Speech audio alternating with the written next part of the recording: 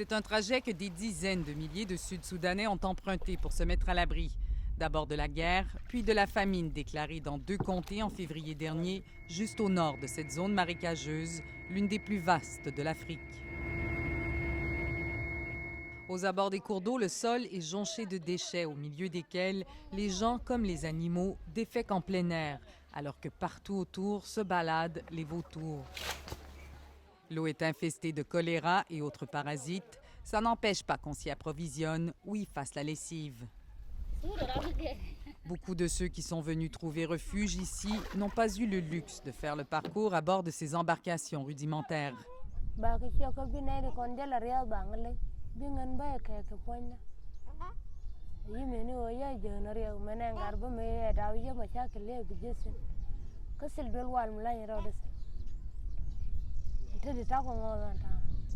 Niadak a pris la fuite quand des combats entre rebelles et forces du gouvernement ont éclaté chez elle.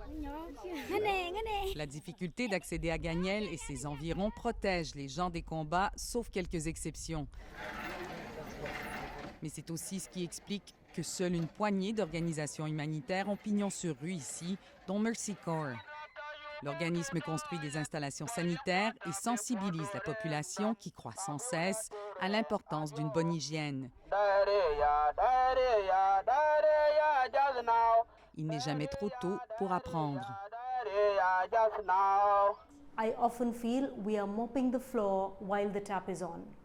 Until the guns fall silent, until the conflict stops, the humanitarian situation, unfortunately, will only deteriorate. C'est la toute fin de la saison sèche en ce moment au Soudan du Sud, donc c'est encore possible d'accéder à toutes ces îles qui se trouvent dans les régions marécageuses. Mais d'ici quelques semaines, c'est la saison des pluies qui commence et donc l'accès deviendra presque impossible. Niatab aussi a échappé à la violence, mais la faim au ventre la poursuit.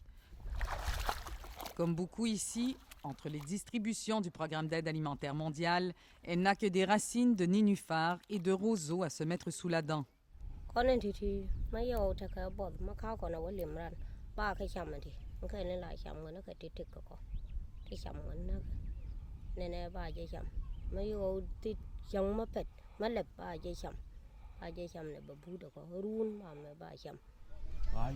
Marial est un des très rares Dinka, l'ethnie qui domine le gouvernement de Salva Kiir, à se retrouver ici, dans une zone contrôlée par l'opposition Nouer.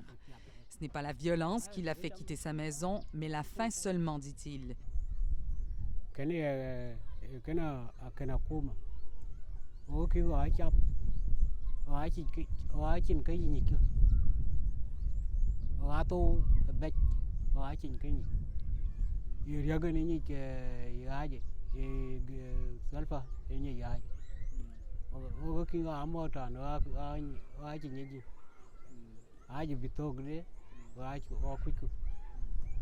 And if nothing is done by the middle of July, the number of people who do not know where their next meal is coming from will be 5.5 million. So we have a very narrow window of opportunity to prevent these drastic increases in hunger levels. Un message qu'elle adresse à la communauté internationale, mais qui vaut autant, peut-être plus, pour le gouvernement du Soudan du Sud et les groupes rebelles qui le combattent. Ici Marie-Ève Bédard, Radio-Canada, Gagnel, au Soudan du Sud.